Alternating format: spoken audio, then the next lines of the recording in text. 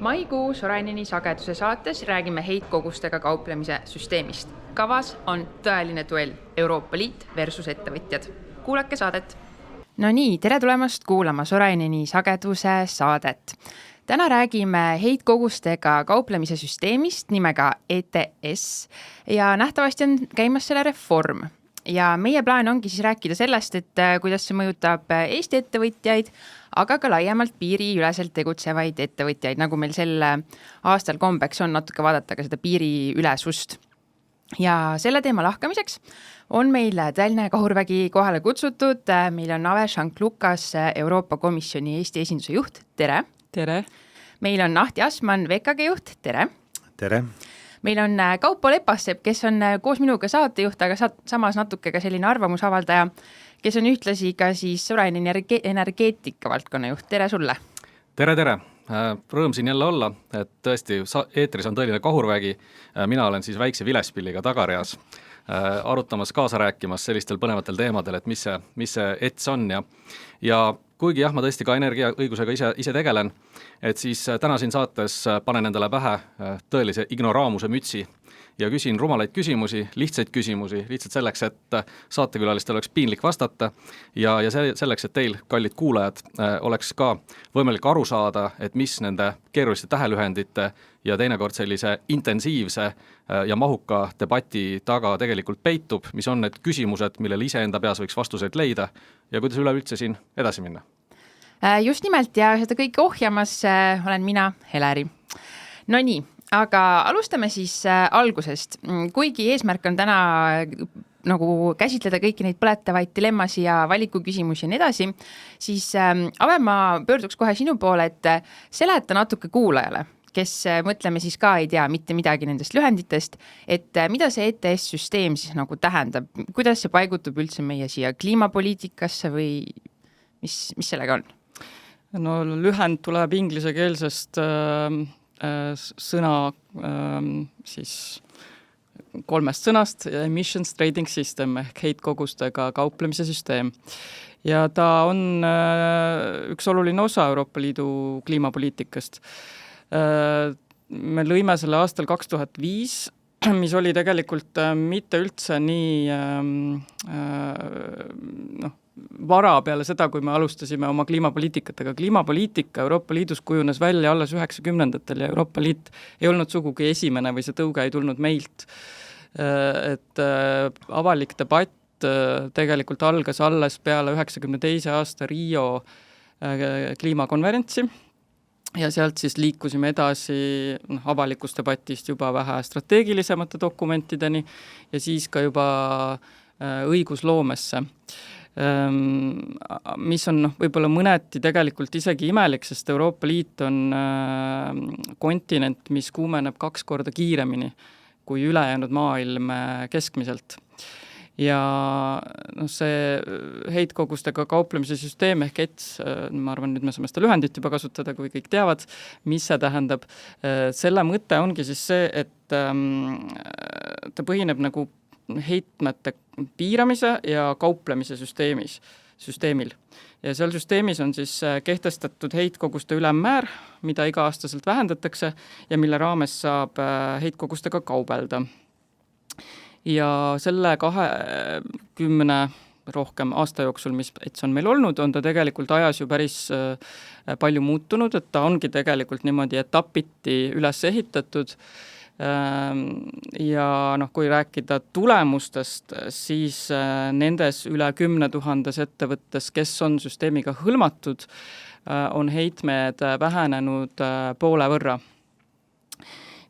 Ja tegelikult kogu see meie kliimapoliitika ja selle nurgakivina ETS on meile ka näidanud, et täiesti võimalik on vähendada heitmeid ja samal ajal ka majandust kasvatada. Et me võrdlusaasta on alati aasta 1990, et sealt alates me praeguseks oleme vähendanud heidet 40% võrra, aga majandus on kasvanud 70%. No Ahti, kuidas kommenteerid siis seda, et on täiuslikult võimalik ka majandust elavdada ja... Kas sa kiidad takka komisjonile, et VKG puhul ju ka, et emissioonid on vähenenud ja kasum on kasvanud? Ohe, kõigepealt ja siis? Jah, ei no ma vaatasin seda Ursula, ütleme, see on ametlik statement, eks, et me võrdleme 90. aastaga, me võiksime ka enne sõdad võrrelda, enne teist maailmasõda, enne esimest maailmasõda, see on täiesti naeruväärne minu meelest, et heitmekaubanduse süsteem tõesti pandi paika, mis see 2005, jah? Ja. Et siis, kui oli eesistumine Eesti oma 2017, siis nii-öelda vaadati, et nii-öelda see heitme kvoodi hind on püsinud liiga madalal, et ei ole nagu piisav signaal. Otsustati seda karmistada, et tegelikult üsna vähe aega on möödas sellest, kui kvoodi hind läks järsult üles, ütleme, jämedalt 5 aastat tagasi, 2020 umbes. Et tegelikult ma arvan, ei ole mingit nagu, see ei ole absoluutselt adekvaatne hinnata 90. aastat, et tegelikult me peaks vaatama, isegi see viimased 5 aastat ei anna veel nagu õiget pilti. Et see, et nii-öelda heitmed on vähendanud, loomulikult iga ettevõte töötab selle nimel, et heitmed väheneksid, kindlasti siin on mingi kombinatsioon, eks tootmist on viidud ju Aasiasse, eks, et Aasia toodab asju ja Euroopa toodab rohkem teenuseid ja nii-öelda see osakaalud vähekene siin muutuvad. Aga ma arvan, et tänasele heitmekaubandusele anda hinnangut aastal 1990 või 2000 mingite näitajate baasil on lihtsalt asjasse mitte puutuv, asja kohatu. Aga ma PR loogikast saan aru, jah. Aga korra nagu ka, et tõesti, et ETS-süsteem, tal on eesmärgid, et me saaksime ka nagu, otsime haruldane värk Eestis, otsime ühisosa ka, eks. Et kas ühisosa, siit ikkagi mõlemalt tundub, et ka Ahti ju ka teie ei vaidle sellele vastu, et saastamist ja emissioon, et neid tuleb piirata. Et ilmselt mingid mehhanismid on ju selleks vajalikud ja pigem nagu kriitika on selles suunas, et mismoodi seda eesmärki saavutatakse. Ei no selge, et ega nagu iga poliitikal on ju, ütleme sama kliimapoliitika, sul on 3 metodit, et sul on nagu keelud, on regulatsioonid ja on maksud, et nii-öelda kombineeritakse neid, eks. Et narkootikumide kaubastamine on keelatud kauplemine, eks, et siis sa võid mõned asjad ära keelata, ütelda, et see on lihtsalt ühiskonnal aksepteerimatu, teisi asju sa võid siis reguleerida ja kolmandad asjad siis nii-öelda maksustad. Ja maksustamise mõte on siis üldiselt keskkonnamaksude mõte on siis kasutada neid saadud tulu siis kas siis mõju leevendamiseks või kõrvaldamiseks. Ja mis on õige, on see, et selline CO2 maks annab tõesti ettevõtetele signaali, kõik vaatavad seda, et kuidas saaks vähem CO2 emiteerida. Teine küsimus on nüüd see, et kas sul on alternatiive, et okei, kui ma täna niimoodi ei tooda, et ma toodan siis teistmoodi, ja kui teistmoodi tootmise viise nagu pole, võt see on see koht, kus meie tuleme oma kriitikaga sisse, et täna on ikkagi, tänane rohepoliitika on ikkagi radikalism on ju oma nulli eesmärgiga, eks. Et pikk jutt lühikseks teha on ju, selles mõttes Kaupo sissejuhatus oli väga hea, et tuleb hästi lihtne olla. Ega seal ongi ju, energeetikas vist on rohevesinik, eks, mis peaks kõik ära lahendama, et me fossiilseid kütused enam ei kasuta. Paar nädalat tagasi oli Brüsselis innovatsioonifond tegi oma ettekande, et kuidas läheb rohevesiniku projektidega ja vaatasime nende kodulehelt. Nad on andnud positiivse toetuse otsuse 37 projektile 2,3 miljardi ulatuses ja väljamakseid on tehtud 36 000 eurot. Põhimõtteliselt see näitab seda, et kõik 37 projekti on nagu null staadiumis veel. Pole midagi ehitama hakatudki. Ja 30. aastal peaks Euroopa Liit juba tootma 10 miljonit tonni rohevesinikku. Et tegelikult mingi sükse legendiga on teele mindud ja praktiline elu ei saa olla tõest kaugemal. Et tegelikult selles mõttes on, ma arvan, oluline ta lahti võtta ja päris nagu ausalt vaadata, et kas meil on siis alternatiive või ei ole. sest maksutehniliselt ja koolides õpetatakse ka, et põhimõtteliselt on kõik võimalik nagu surnuks maksustada ja siis lihtsalt sul pärast seda maksu enam ei laeku. Ma korra küsin ka, et aga see sama null eesmärk, et kas see nagu, et komisjoni poolt, Euroopa Liidu poolt, on see null eesmärk üldse nagu selline nagu päris eesmärk või on tegemist jälle sellise nagu ikka sellise nagu juhtimisinstrumendiga, et anname inimestele kõrged eesmärgid, anname ettevõtetele kõrged eesmärgid, vaatame, kuidas teekond kulgeb ja siis, kui teekonnas selgub, et tõesti neid suuri eesmärke ei ole võimalik saada, lepime sellega, et emissioonid langevad 40%, 50%, 60% ja teisipidi on mõistetav, et nende jaoks, kes peavad mõtlema selle nullini jõudmise, et see kõlab ka niimoodi pelutavalt.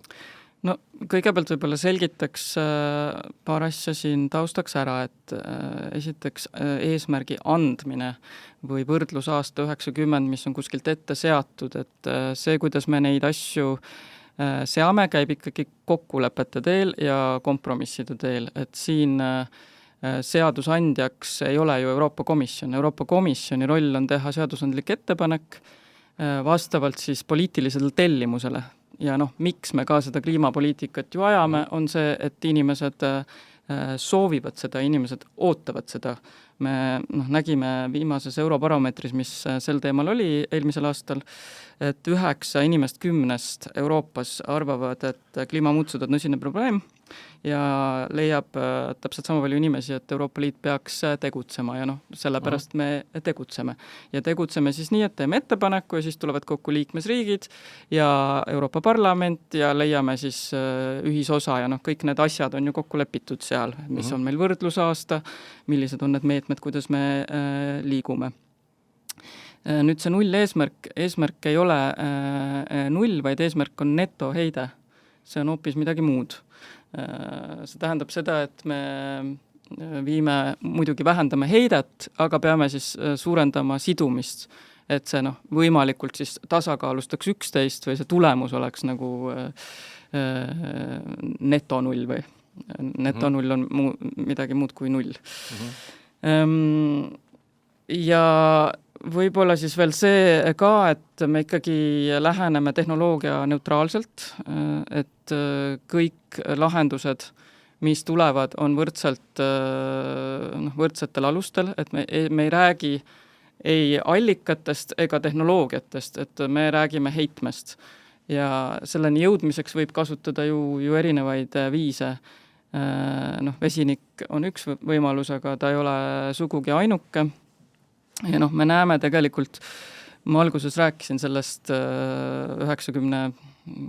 aastast, kui see Rio ja me alustasime seda debatti, sellel hetkel meil energiaportfellis oli 6%, siis me võtsime eesmärgiks 2010. aastaks saavutada 12%, tuubeldada, siis sellel hetkel 20. või 9. aastal võtsime 20. aasta eesmärgiks taaskord kahekordistada ja niimoodi me kogu aeg oleme liikunud ja hetkel me oleme umbes 25% juures oma kogu energiaportfellist, aga elektritootmises juba seal kuskil 47% juures. Ja võib-olla veel see väljamaksed sealt fondidest, et see pilt hetkel, kui projektid ei ole valmis, võibki olla petlik, et alati maksed kiirenevad väga palju lõpus, kui hakkavad projektid valmis saama, et see fond toimib ikkagi selle alusel, et kui on midagi ette näidata, siis makstakse välja.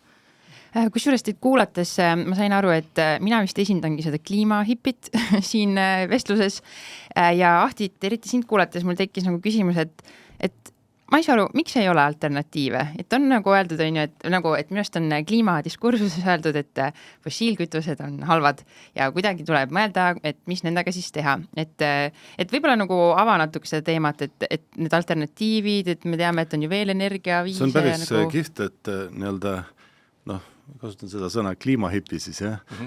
Et nemad ei pea põhjendama, et kuidas siis kuidas siis on see ilma fossiilkütuseta. Aga inimesed ei pea. 90% keemiatööstuse toorainest täna on fossiilne, eks. Plast on fossiilne, kõik asjad on fossiilsed, eks. Tore on öelda, et me ei pane nagu tehnoloogilisi piiranguid, aga mis see lahendus siis on? Ega me küsime ju täpselt samamoodi, et väga tore, et teeme, et me oleme ausalt öeldes päris palju investeerima aega, et et otsida, et mida toota, eks. Sul peab olema nõudlus. Noh, kui me räägime sellest kliimast, ega noh, loomulikult, kui sa teed küsitluse, küsid, kas sulle loodus meeldib, noh, ma arvan, et ei ole 9-10, ma arvan, et 10-10 ütleb, et talle loodus meeldib. Et küsimus lihtsalt ongi, et mis sulle meeldivad ka lisaks head elustandardid ja kõik muu.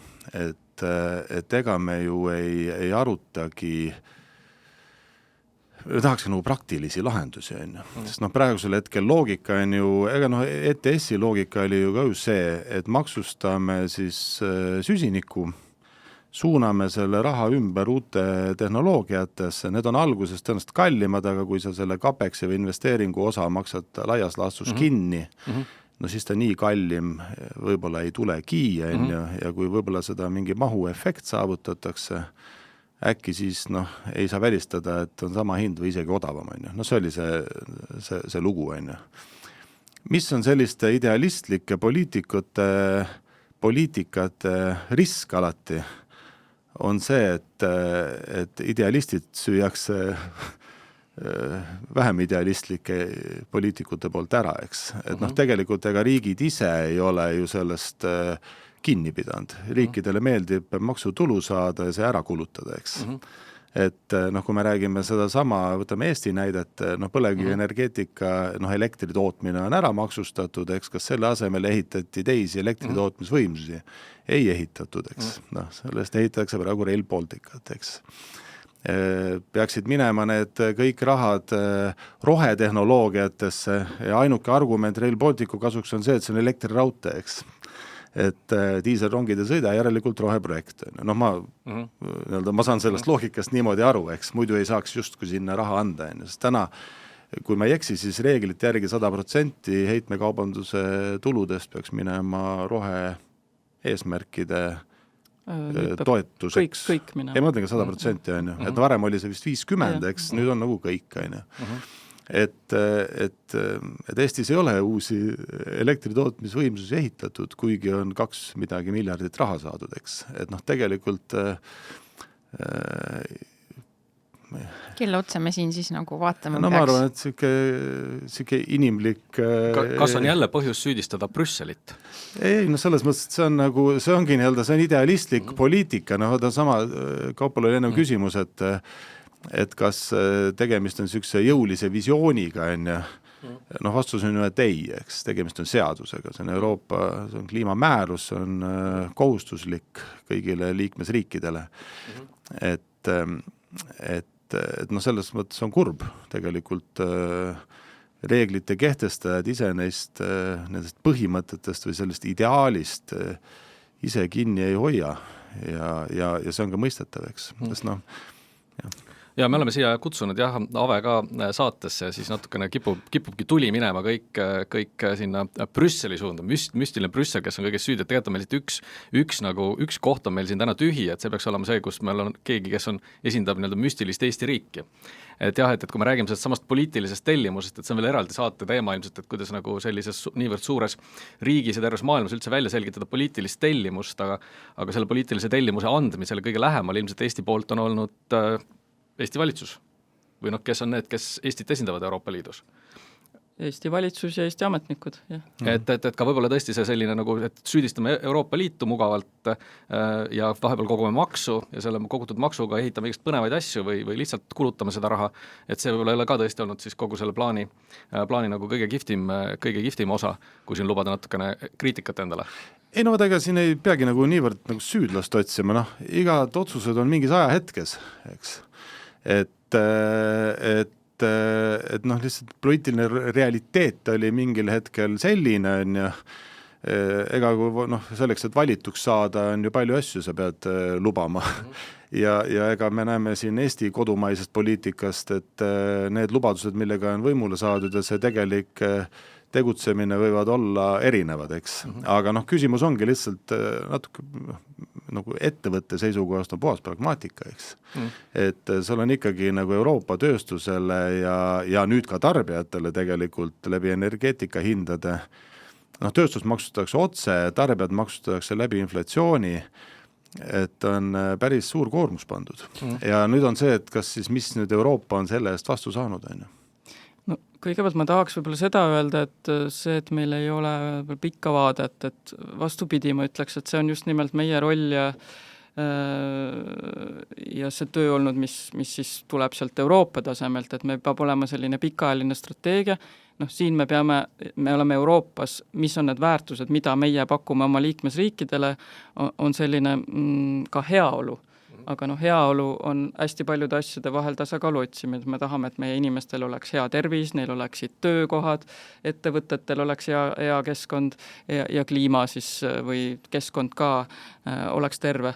Me näeme, et ma ütlesin, see 9 inimest 10, eks Eestis see number on muidugi väga palju madalam, et Eesti ongi spetsiifiline, aga kui me mõtleme nende riikide peale, kes on Lõuna-Euroopas, mis seal toimub, kui eelmine suvi Hispaanias 46 kraadi, üle kontinendi 62 000 kliimaga seotud surma, et tegelikult see nende vaates absoluutselt ei ole idealistlik ju, et me sellise poliitikaga tegeleme, ma arvan, nemad mõistavad samamoodi võib-olla seda kaitsepoliitikat, et see on mingi idealistlik teema, meid ju see ei puuduta, aga me Euroopas olemegi, Euroopa Liit paljuski toimib ju solidaarsusel, et me teeme neid asju, mis on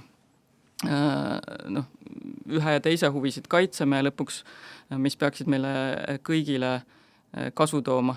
Loomulikult see ongi hästi kompleksne, väga palju probleeme on, mis me võib-olla oleme ka ju natuke ise, näiteks meie oleme olnud väga liberaalse maailmakorra eest võitlejad, me oleme olnud selle maailma majanduse, vabakaubanduse süsteemi ülesehitajad suuresti, nüüd see töötab natuke meie vastu. Ise oleme absoluutselt süüdi selles, et me olime sõltuvad Vene fossiilkütustest. See on ka põhjus ju tegelikult, miks need hinnad praegu on üles läinud. Kui me vaatame taastuvenergia hinda, see ei ole nii palju muutunud. Küll aga nafta, gaasi hinnad seal 70-60% üles läinud, et me peame ka endale otsa vaatama ja tegemagi, mis me siis saame, et seda sõltuvust vähendada ja see kliimapoliitika üks eesmärke ongi ju seda sõltuvust ka vähendada ja oma konkurentsivõimet selle vitustada. Aga me saamegi siit kohalt minna kenasti pausile, et me oleme nüüd nende kitsaskohtadeni, tänaste sõlmpunktideni jõudnud ja tulge pärast reklaamipausi tagasi, pärast uudiseid ja siis jätkame selles osas, et kuidas siis tulevikku ETSi valguses paremaks teha.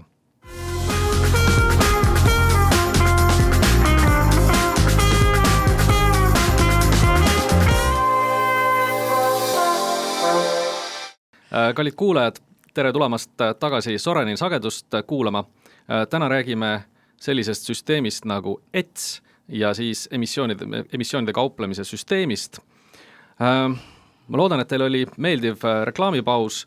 Meil oli vahepeal siin väga põnev ja väga tuline debatt. Sellega need, kes liituvad meie premium paketiga, igal korralikul podcastil peab olema tasuta versioon ja tasuline versioon. Nendel siis võib-olla on võimalik kuulata ka eetritagust juttu, kes on podcasti teinud, raadiosaadet teinud, teavad, et sageli on see veel märksa põnevam kui see, mida eetris räägitakse. Aga tulles tagasi nüüd saatelainele, siis me lõpetasime eelmise poolaja sellega, et ETS on pikaajaline projekt ja selles pikaajalises projektis keskkond muutub meie ümber, meie enda tegevused muutuvad, meie arusaamised muutuvad. Et ETS on jõudnud ka täna ühte kohta, kus vaadatakse otsa, et kas see, mis meid on siiamaani toonud, viib meid edasi, kas ta viib meid edasi sinna kohta, et toimus on mingi müstiline ja salapärane reform. Kas see vastab tõele? See vastab tõele, et midagi eriti müstilist seal ei ole. Esiteks, ETSi reform on natuke sinna ETSi õigusraamistikku sisse kirjutatud, et meil on ikka aeg-ajalt kohustus üle vaadata tegelikult kogu oma seadusandlust. Ja see praegune ETS on tegelikult mõeldud eelkõige 2030 kliimaeesmärkide jaoks, et sellest me alguses ei rääkinud, aga meie kliimaeesmärgid koosnevad 3 sammust, et 2030, kui me siis tahame vähendada heidet 55% võrra võrreldes 90. aastaga, ja selleks on see ETS praegu mõeldud ja nüüd just hiljuti me leppisime kokku Euroopa Liidus siis kõikide riikide vahel ja hakkas ka kehtima aprillis kliimaseaduse muudatus, millega sätestati 2040 eesmärgid, siis -90% heidet. Ja otseselt selle jaoks ei ole see ETS mõeldud. Et kui ma alguses siin ütlesin, et ETS on andnud väga head tulemust väga paljudes ettevõtetes, mis on sellega hõlmatud, siis eelkõige on see tõsi energeetikasektoris, aga mitte niivõrd tööstussektoris, et seal on ikkagi see tulemus jäänud pigem madalamaks, 10%, ja noh, ka muidugi ETS on sisse kirjutatud need tasuta kvoodid, millest siin palju on räägitud, et selle mõte on ikkagi ka see, et see tasuta kvoodid siis annavad aega atra seada oma seda, ja me ei taha ka ju, et ettevõtted Euroopast ära liiguvad, et see on ka miks me neid tasuta kvoote jagame. Ja siis see tulu, mis sealt tuleb, Ahti siin enne tegelikult ise rääkis pool minu juttu ära, aga see liigub tagasi siis majandusse ja Eesti siin on olnud netokasusaaja. Ja alates 24. aastast kohustus on see raha siis panna puhtasse energiasse või uute võimsuste ülesehitamisse. Ma vabandust, ma küsin, mida tähendab netokasusaajad? Tähendab seda, et Eesti majandus on saanud sellest süsteemist rohkem raha juurde, kui siit on välja läinud. Just. Super, see on ju, kõlab ju hästi. No mis mõttes välja läinud? Kui palju ettevõtted on maksnud oma kvootide eest versus kui palju lihtne raadiokuulaja, kas temal on midagi nagu juurde tulnud või ta on siit raha välja saatnud? Eks need on kõik need jutupunktid, et ma olen selles mõttes nõus, et täna, kui keegi ütleb, et see on Eestile kasulik, siis lühiajalises vaates võimaldab see Eestil saada rohkem maksutulu, kui ta maksustaks otse Eesti ettevõtted. Täna saab tegelikult Eesti osa maksutulust, mis Euroopa tööstusele on seatud, saab endale. See on see lühiajaline kasu perspektiiv, eks. Täna kehtiva direktiivi järgi koodindus siin meil jookseb ilusti nagu 0-40 aastani, eks, et kui siis vaadatakse reformi nüüd, räägitakse, no eks siis nagu püütaksegi siis anda hinnanguid siis nagu nendele tempodele, eks, et võib-olla siis ma saan aru, üldine suund on ikkagi see, et mainstream poliitikud ikkagi usuvad, et tehnoloogiat küll meil ei ole, aga ikkagi me läheme nulli, aga siis mis tempoga on. Aga lähme nüüd tagasi selle reformi üldise juurde. Just, see oligi esimene punkt tegelikult, mida Ahti juba mainis, et ehk siis see nagu aja üks on see sama jah, et see rohkem hingamisruumi anda tööstussektori. Et vaadatakse, et kas tempo on õige. Just. Kõlab ju nagu, et kas meil on ühisosa, see on nagu hea samm. Täpselt, ja siis teine asi on see, saab stabiilsus, ETS-i mõte on olla siis see turusignaal, nagu jällegi Ahti ise ütles, et ta on toiminud sellisena, aga selleks turusignaal peab olema võimalikult stabiilne ju ettevõtja jaoks, kui sa tahad investeerida, siis sa tahad, et sul oleks etteaimatavus, et me vaatame seda funktsionaalsust ka seal süsteemis, et kas seal seda stabiilsust on võimalik parandada. Ma pean tooma kuulajale välja, et Ahti muigab. Miks sa muigad? Kas stabiilsus ei ole siis? Stabiilsus on tubli, selleks, et tsementi toota, valem on lihtne. Lubjakivi, kaltsiumkarbonaat korda kuumus, võrdub kaltsiumoksiid pluss CO2. Keegi teine ei ole ühtegi muud asja välja mõelnud tsemendi tootmise juures. Et sul ei ole mingit vahet, mis on sul ETS poliitika või selle vähendamise graafik, CO2 heide sul on, kui sa toodad tsementi. Terase tootmisel, kui sa teed terast, siis rauale sa pead lisama süsinikku. Lisades rauale süsinikku, paiskub teine osa süsinikku atmosfääri.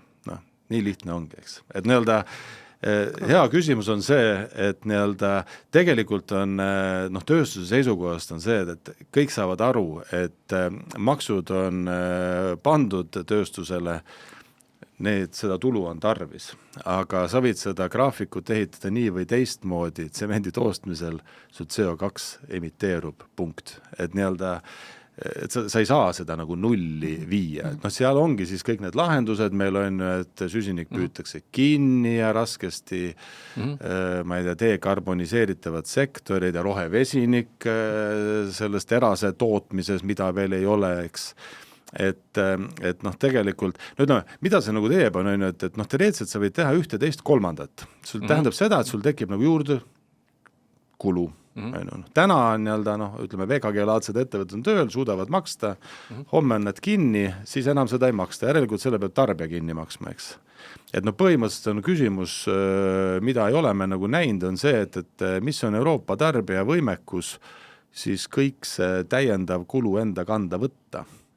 Sest kõik on nagu looduse sõbrad, aga terast ja tsementi on vist ikkagi majade ehitamiseks nagu tarviseks, et see on see küsimus tegelikult. Kui sa Prantsusmaal tõstad nagu 3 senti bensiini hinda, siis on rahvas tänavatel, eks. Et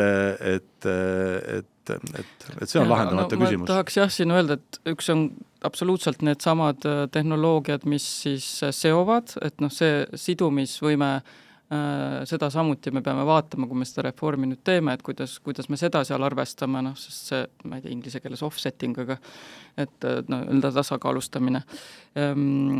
Siis loomulikult nulli heidet ei olegi võimalik viia, et seda ma ju ka alguses ütlesin, et see ei olegi selle eesmärgi mõte, et meil on see neto positsioon, mida me vaatame. Loomulikult ongi sektorid, kus see on ülikeeruline, kus me peamegi liikuma nii, nagu meil jõukohane on. Hiljuti me just tulime välja sellise algatusega nagu tööstuskiirendi, et seal oli see sama tsement, teras, alumiinium, need sektorid ja me hindasime siis ikkagi päris empiiriliste andmete põhjal ja rääkides ettevõtetega Euroopas, et mis on see tempo, millega me suudame liikuda, et toota siis vähese heitega neid tooteid. Vähese heitega see tähendab, et nad kasutavad siis põhimõtteliselt oma tööstusprotsessis rohkem roheenergiat enda masinate käitamiseks, et loomulikult see toode kui selline lõpuks, et ta ei ole ju nullheitega. Aga et seal see tempo just, et tsemendi puhul on tegelikult päris aeglane. Mis see siis on, et siis on ikkagi ütleme, Euroopa tööstus hakkab siis tuulikute ja päikseparkide peal siis töötama või? No tegelikult me näeme ju, et taastuv energiat, nagu ma just ütlesin enne, et selle maht ju kogu aeg suureneb. Seda kasutab ka tööstus. Et ikkagi tasub panna nagu vabrik ehitada üles tuuliku kõrvale?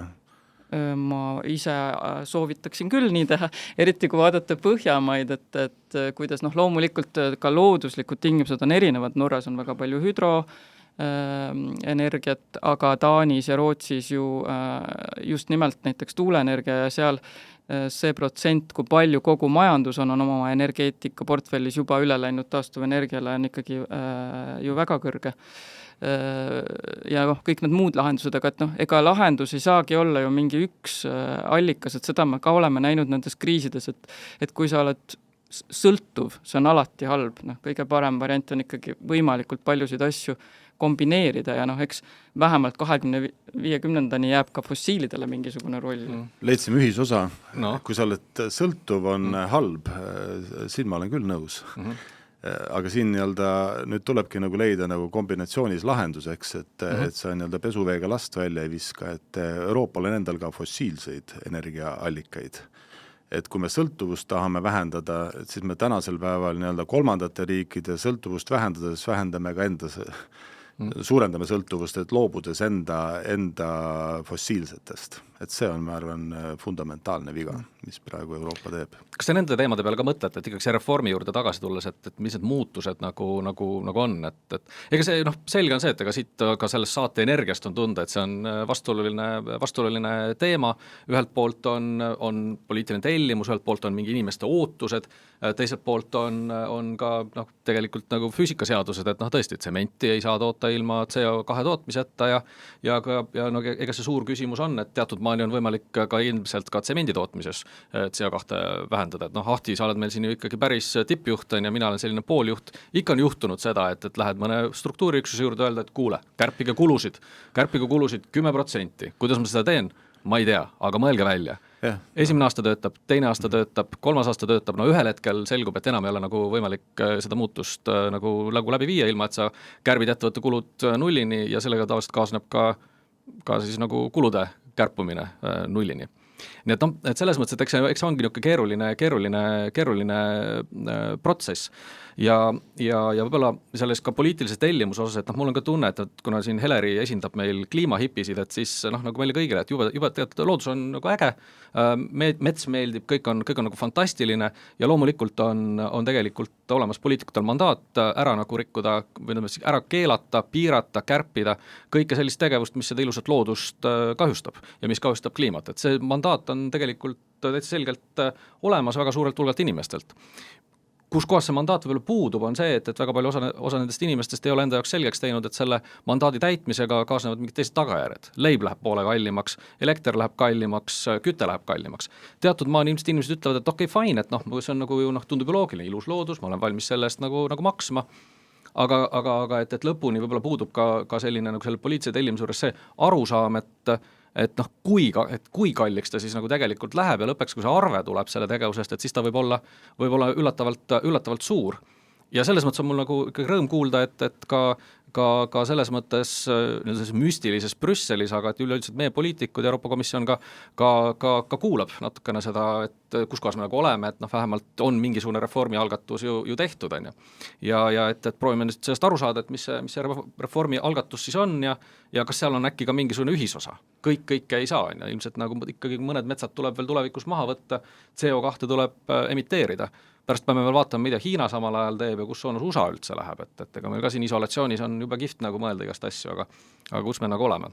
Aga kas me selle reformi sellised üldised nagu alused oleme nüüd nagu suutnud läbi käia või... Võib-olla üks asi oli see investeeringute teema veel, et tegelikult me peame jõulisemad seal olema, et see tulu läheks ikkagi õigesse kohta, seesama, et loomulikult raudteede elektrifitseerimine on ka meie prioriteet, aga eelkõige me selle rahaga tahaksime ikkagi tekitada uusi või siis puhtamaid energiavõimsusi, et me tahame ka, et nendest rahvuslikest kliimaenergiakavadest saaks rohkem selline investeeringudokument, et innovatiivsed lahendused ja see on ka üks asi, mida ütles Mario Draghi, kes tegi selle suure kuulsa raporti Euroopa Liidu konkurentsivõimest, ta ütles, et ETS peab olema selline, ETS-i tulud innovaatilistesse lahendustesse on see, kuhu see raha peab minema, aga tema üks pointe oli just nimelt ka see, et ega see, miks meil hinnad on kallid, ei ole ju sellepärast, et meil on selline poliitika suuresti, see tuleneb ikkagi meie sõltuvustest.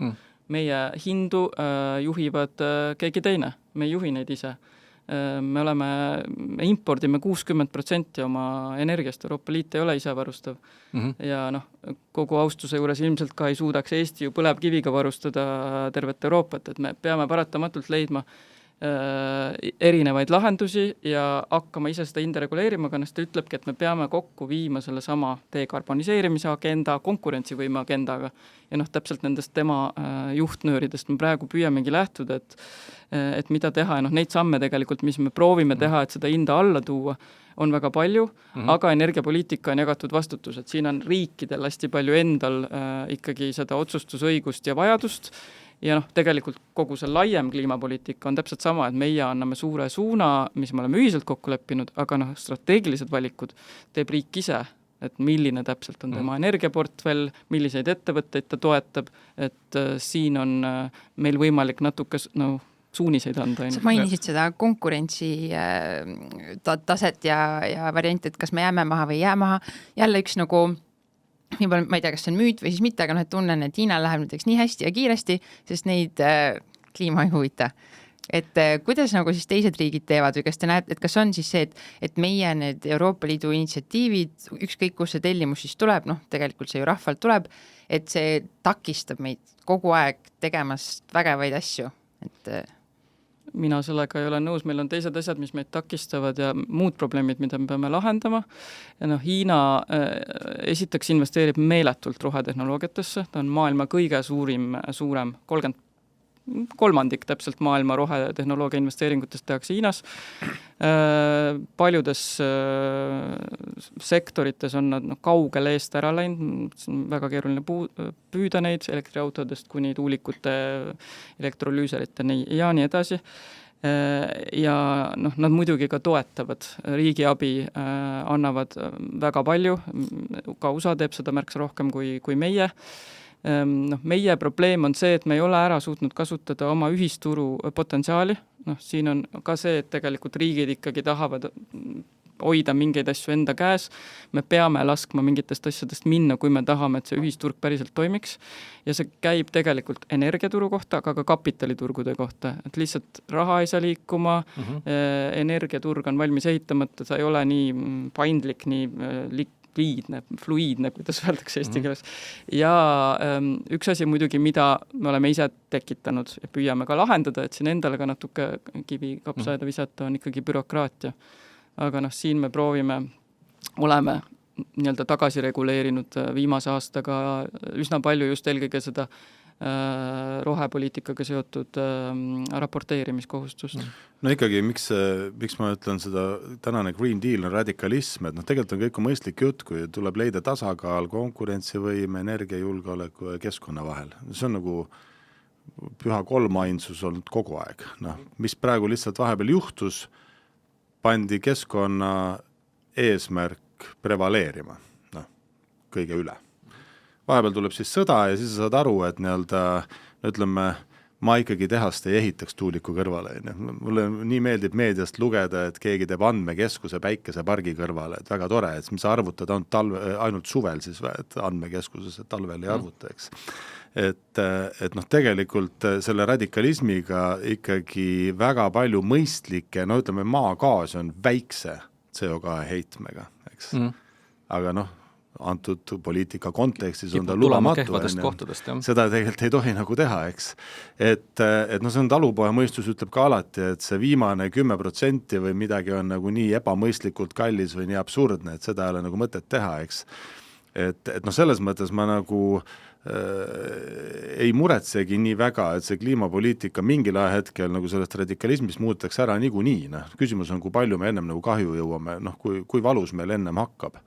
Et see balansi otsimine on tegelikult äärmiselt oluline. Ja mis ikka, Euroopa on demokraatia. Täna on ühed võimul, homme on teised võimul ja siis mingi hetk siis jällegi seadused ei ole taevast faksitud, et inimesed siis teevad neid ja muudavad neid ja me peame siis lihtsalt vaatama. See kommentaar nüüd, et iga riik ise otsustab, see on selles mõttes jällegi sellise kerge demagoogia maiguga, et kui sa ikkagi ütled ära, et seda teist kolmandat energiakandjat Euroopa ei aktsepteeri, siis on järelikult sa võtad ka riigil selle valikuvõimaluse sisuliselt käest ära, et see nagu päris õige väide ikkagi sisulise poole pealt ei ole. Aga mis on nagu tõsi, on see, et Eesti ametlik poliitika on täna olnud väljuda põlevkivi energeetikast, eks.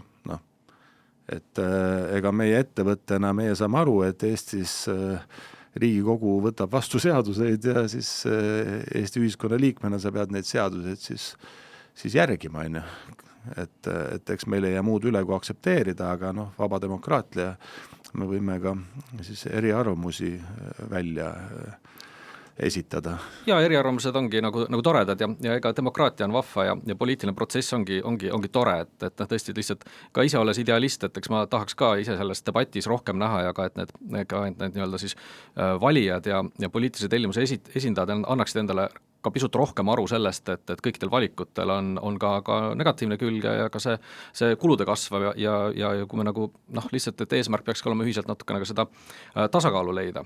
Korra selle rahvusvahelise konkurentsivõime juurde tagasi tulles, et tõesti selles mõttes, et see ETSA süsteem, mis Euroopa Liidus on, et see tegelikult on vist ikkagi üsna nagu unikaalne maailmas, et sellised suured Euroopa majandusjõud, et Euroopa Liidus tugevalt olemas, Hiinas on ka midagi sellist, aga Hiina mul siin tark assistent tegi mingi ülevaate, tema nimi on Claude, et ikkagi see on tõesti ETS ja CO2-l on hind ka Hiinas, aga see on ikkagi peaaegu suurusjärgu võrra madalam, kui ta on siin Euroopa Liidus. Hiina on selles mõttes hea näide, tõesti teevad nagu super hästi nagu roheenergiat, päikest, tuult, kõik igal pool, aga teine asi, mis ta peab ka aru andma, et nad on ka minu meelest maailmas ikkagi põlevkivi, ütleme siis kivisöe elektrijaamade ehitamisel ikkagi nagu esirinnas, et panevad neid nagu ka püsti rohkem kui neil on energiapuudus, siis nad lisavad kõiki energialiike.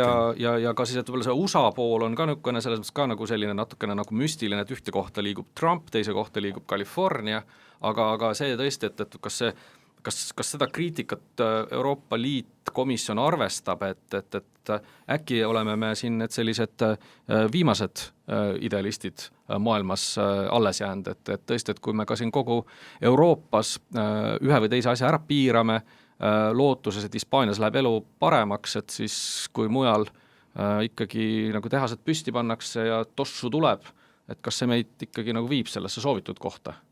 No mitte ainult Hispaanias, et siin üks näide oli näiteks veel, oli see vist Sloveenia, kus olid üleujutused, millega tagajärgedega tegelemine võttis 16% SKP-st ja no ma arvan, Hiinas on täpselt sama, et ega seal on ju ka mõju inimeste tervisele ikkagi olemas. Mis on ka põhjus, miks nad liiguvad selles suunas ja tegelikult neid erinevaid skeeme üle maailma on umbes 80-50 riigis.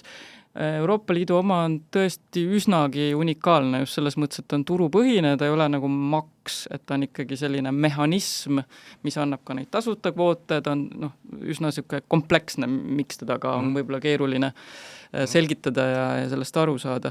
Ja nagu ma alguses, ma tuleks tagasi selle juurde, et ja milleni me ka siin jõudsime, et ikkagi oluline on ju leida see tasakaal, see koosneb väga paljudest komponentidest ja me peame nende kõigiga tegelema, aga loomulikult meie eesmärk on säilitada Euroopa konkurentsivõime, et ettevõtetel oleks siin hea ja siin on meil väga palju tegevusi, millest me täna ei jõudnud üldse rääkida, aga see on absoluutselt meie poliitilise agenda tipus praegu. Ja tegelikult, kui rääkida sellest kaitsevõimest või ütleme siis nendest ohtudest, siis ka NATO raport ütleb ja muide ka Maailma Majandusfoorumi raport, kui vaadata, et seal ikkagi kliimakriis on absoluutselt topis või isegi esimesel kohal, sest see lihtsalt on niivõrd suure kuluga, et seda tuleb ka offsetida. Selles osas ongi, et tõesti, et ka kliimamuutumise ja selle kliimakriisi osas me vist ei ole isegi nagu Ahtiga nagu eri meeltel, et me täitsa räägime nagu üsna selles mõttes, et me nagu need üleujutused on, probleemistik on olemas, et see on tegelikult võib-olla sellest võib teha eraldi debatti, aga sellega peavad siis juba rääkima teadlased, me ei ole selles vallas spetsialistid. Aga meil hakkab nüüd saade kahjuks otsa saame võib-olla kunagi teha kordussaate, aga nüüd Ahtis on unikaalne võimalus. 3 soovi, mitte jõuluvanale, vaid 3 soovi Euroopa Komisjonile lühidalt. Mida sa tahaksid, et ETS-is, mis on, mis jääb, et seal paremaks tehtaks, et tasakaalupunkt nihkuks sinu kui Eesti ettevõtja jaoks mitte ideaalsesse kohta, aga paremasse kohta? Ma arvan, ETS tuleb ümber teha ikkagi keskkonnamaksuks lihtsalt. Et omal ajal, kui ta tehti turumehhanismiks, veider on turumehhanismiks öelda, sest nii palju sekkutakse sellesse, see kindlasti turg ei ole. Et kui omal ajal, teine on Euroopa Komisjon ei tohiks ühelgi ajahetkel arvata, et ta aitab ettevõtete konkurentsivõimet kuidagi nagu parandada, et ta peab tegema kõik selleks, et ta ei segaks ettevõtetel vabalt konkureerida. Et ma arvan, et ettevõtted saavad kõige muuga ise hakkama. Ja kolmandaks, ma Euroopa Komisjonilt ei taha midagi, et ma tahaks ikkagi, et Eesti seisaks julgelt oma ettepanekute eest, me oleme üks Euroopa Liidu riikidest ja tõesti ma olen sellega nõus, et komisjoni ei ole mõtet süüdistada, et Eesti on ise sinna, et tänased poliitikad on kõik Euroopa riigid heaks kiitnud, et vaatame endale peeglisse ja vaatame peale, kus me vahepeal oleme jõudnud ja teeme ausad korrektiivid. Ja Ave, kas te võtate nüüd Ahti palvekirja menetlemiseks? No me absoluutselt konsulteerime ka selle reformi tegemisel nii siis erasektoriga kui riikidega, et ega need inimesed ju, kes need ettepanekuid teevad, ka ise ei oma jumalikku teadmist, et see teadmine tuleb ikkagi sektorilt ja riikidest, mille alusel see ettepanek tehakse ja siis saavad kõik jälle arvamust avaldada, et mina loodan küll, et me leiame siis parima võimaliku lahenduse. nii, aga suur tänu kõigile kuulajatele, tänane saade sai sütitav nagu alati. Kohtume juba järgmises osas, aitäh!